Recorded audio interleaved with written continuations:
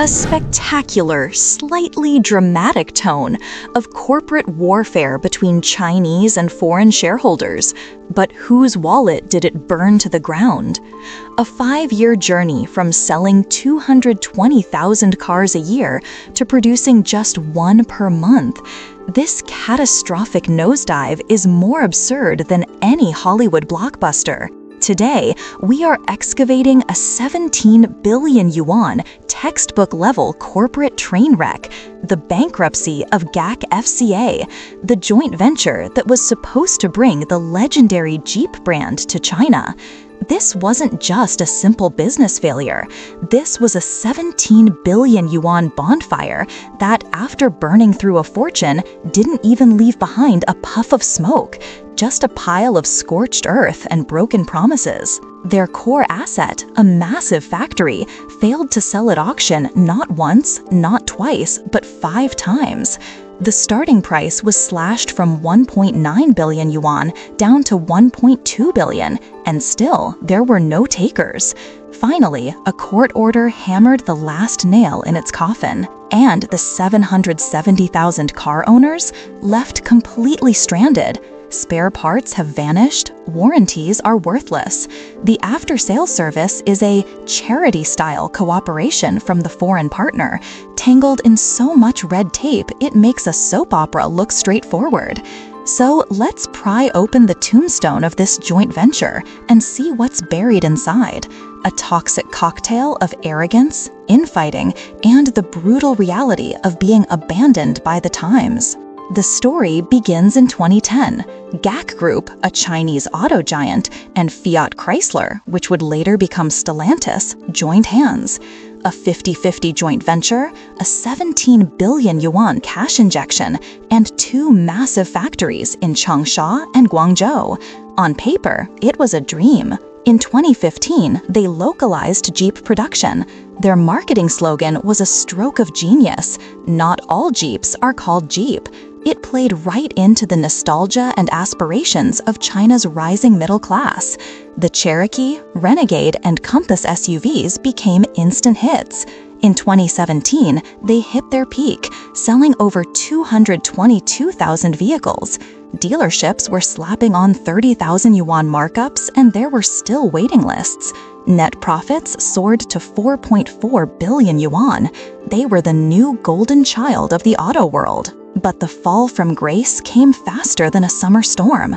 In 2018, the national broadcaster's consumer rights show put a damning spotlight on a critical flaw. Jeep engines were burning through oil as fast as they burned through gasoline.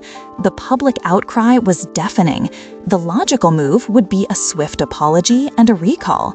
But the company arrogantly dragged its feet for 6 months before finally recalling 140,000 vehicles. But their next move was even more toxic. They began aggressively stuffing their inventory channels. In 2018, the company claimed it sold 80,000 cars. The reality, only 40,000 were actually registered by customers. The other 40,000 were forced onto dealerships, gathering dust in warehouses. 35 dealers co-signed a blood letter of protest, accusing the company of vampiric practices that were bleeding them dry. One dealer lost 50 million yuan. Within 6 months, 20 had quit the network. Sales plummeted from 73,000 in 2019 to 20,000 in 2021, and then in 2022 to the utterly absurd figure of 1 single car produced per month. This is the kind of failure that will be studied in business schools for decades as a cautionary tale.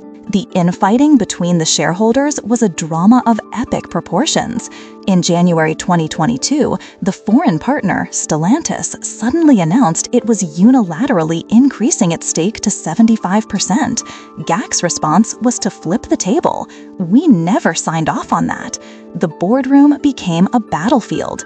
Employees complained that while no new cars had been developed in 4 years, the tables in the meeting rooms were being slammed every single day. When the company was on the verge of collapse, the two sides reluctantly scraped together 4 billion yuan to keep it alive. But after the ownership battle exploded, they stopped even telling each other the bank transfer passwords. And while they were fighting over the steering wheel, the electric vehicle revolution didn't just pass them by, it ran their car right off the road. In 2022, EV penetration in China surpassed 30%. BYD sold 1.86 million electric cars in a single year. Meanwhile, GAC-FCA, an electric car, the concept didn't seem to exist for them. The Changsha factory's utilization rate crashed to just 6%. The Guangzhou factory was taken over by its own corporate sibling, GAC-AEON, and converted into an EV production line. Last year, AEON sold 600,000 EVs, a final, brutal insult to its failed predecessor. The bankruptcy proceedings were a masterclass in surrealism. The company had over $8 billion in debt, with a debt-to-asset ratio of 110%. The black hole in its balance sheet was deeper than the Xiang River, and the 770,000 owners, finding a simple replacement part like a windshield wiper can take 3 months.